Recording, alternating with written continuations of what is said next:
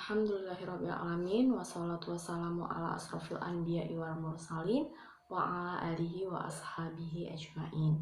Pertama-tama marilah kita panjatkan puji syukur kita hadirat Allah Subhanahu wa taala, yang mana pada pagi hari ini kita masih beri kesempatan dan kesehatan ya, sehingga kita masih bisa menjalankan ibadah puasa dan bertemu di bulan suci Ramadan di tahun ini.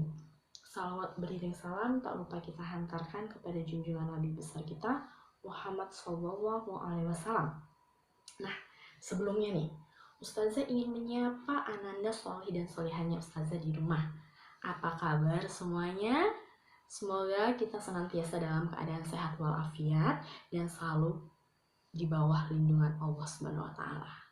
Nah, pada pesantren kilat hari ini Ustazah ingin menyampaikan materi mengenai meneladani akhlak Rasulullah. Ananda sudah tahu? Sudah tahu pastinya siapa Rasulullah kita? Yaitu Nabi Muhammad SAW.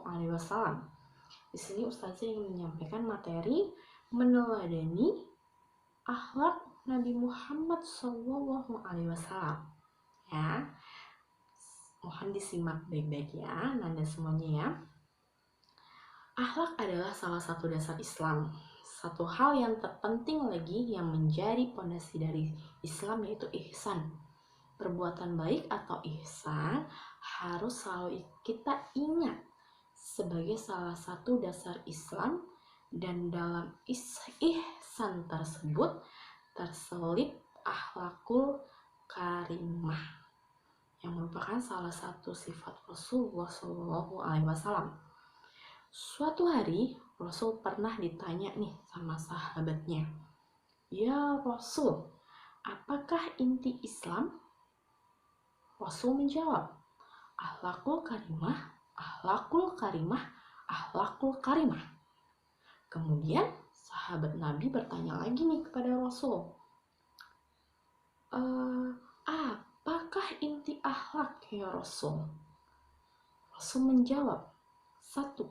Jangan berdusta. 2. Tepati janji. Yang ketiga, amanah. Yang keempat, istiqomah. Ya, jadi 4 inti akhlak itulah yang disebutkan oleh Rasul. Apa saja coba tadi Anda? Yang pertama, jangan berdusta. Yang kedua, tepati janji. Yang ketiga, amanah. Kemudian yang terakhir adalah istiqomah. 3 kali Rasul mengulang kata akhlakul karimah untuk menjawab pertanyaan sahabat Rasul tersebut ya. Itu saja sudah menunjukkan bahwa akhlak itu sangat penting sekali untuk diri kita dan untuk kehidupan kita. Pernah nih ada cerita, dalam suatu kisah para pembesar Quraisy itu tetap menghormati Rasul karena Rasul itu orang yang mulia. Kaum Quraisy tetap menitipkan barang dagangannya kepada Rasul. Pernah suatu hari pada saat Rasul itu hijrah ke Madinah bersama Abu Bakar, Rasul pun menitipkan barang-barang yang telah dititipkan oleh kaum Quraisy, dititipkan kembali kepada Ali bin Abi Thalib supaya barang titipan tersebut diserahkan kembali kepada kaum Quraisy. Karena apa? Karena ingin menjaga amanah yang telah diberikannya. Nah, subhanallah sekali ya Ananda ya, bahwasanya Rasul saja senantiasa berbuat baik dan menjaga amanah yang telah diberikan kepadanya, meskipun itu kepada musuhnya sendiri. Subhanallah sekali ya sifat dan akhlak Rasulullah kita itu tersebut. Sungguh mulia akhlak Rasulullah kita ya nak ya. Beliau selalu berbuat baik kepada siapa saja, termasuk kepada musuhnya. Nah, dari kisah tersebut Ustazah ingin mengingatkan kembali bahwasanya kita ini harus dan perlu meneladani akhlak Rasulullah. Banyak cara kok yang bisa kita lakukan. Yang pertama, seperti jawaban Rasulullah tadi ya, yang di awal mengenai inti akhlak.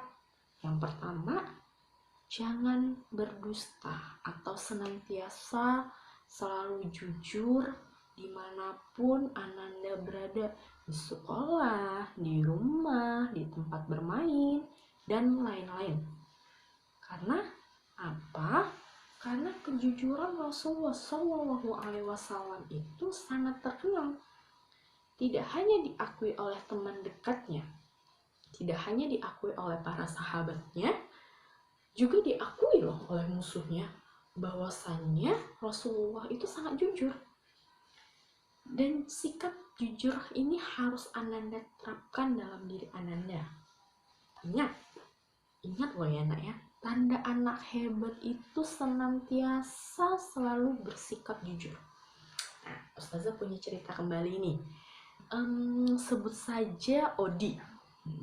Jadi Odi ini salah satu siswa ya di sekolah Islam. Nah, jadi suatu hari Odi ini ditanya nih sama ustazahnya. Jadi setiap pagi nih ustazahnya ini punya pertanyaan untuk Ananda semua.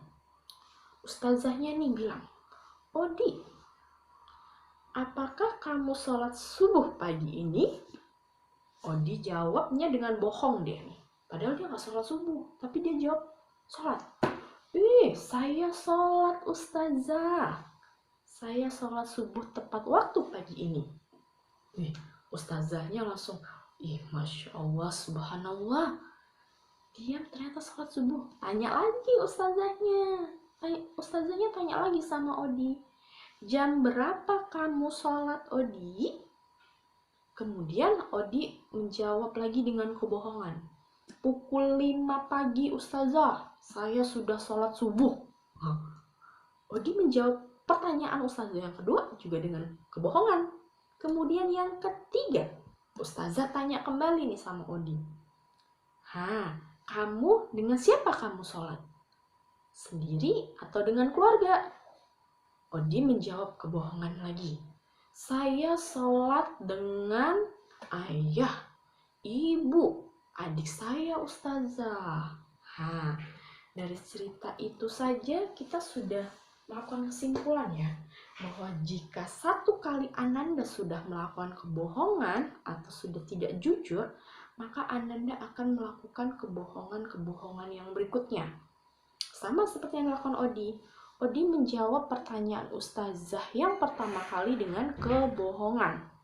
Maka dari itu, ketika ustazah yang menjawab untuk yang kedua dan ketiga kali, dia menjawab dengan kebohongan juga. Gitu ya Ananda ya. Maka dari itu tuh jangan memulai apapun dengan kebohongan, karena itu akan berkaitan dengan kebohongan-kebohongan yang lain. Nah, yang kedua adalah tepati janji. Ustazah mungkin di sekolah juga sudah sering menjelaskan ya untuk masalah tepati janji.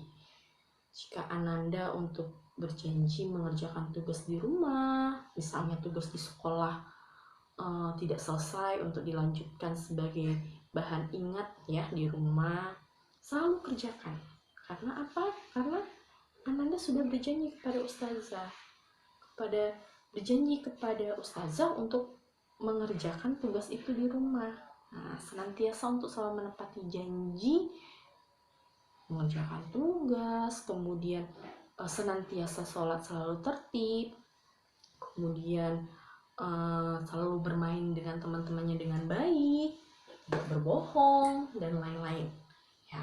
Kemudian contoh untuk meneladani akhlak yang lain itu adalah amanah, selalu dipercaya. Jadi seperti contohnya adalah membayar uang kas ya. Kadang kan dititipin nih oleh ayah bunda di rumah. Misalnya kita sebut saja Odi kembali. Odi, uang jajannya 5.000. Yang 4.000-nya uang kas ya, atau infak ya, yang 1.000-nya dijajanin. Ya, Odi harus selalu menjaga amanah tersebut. Sama seperti Ananda. Jadi ketika Ananda dititipkan amanah, oleh orang tua harus dilaksanakan.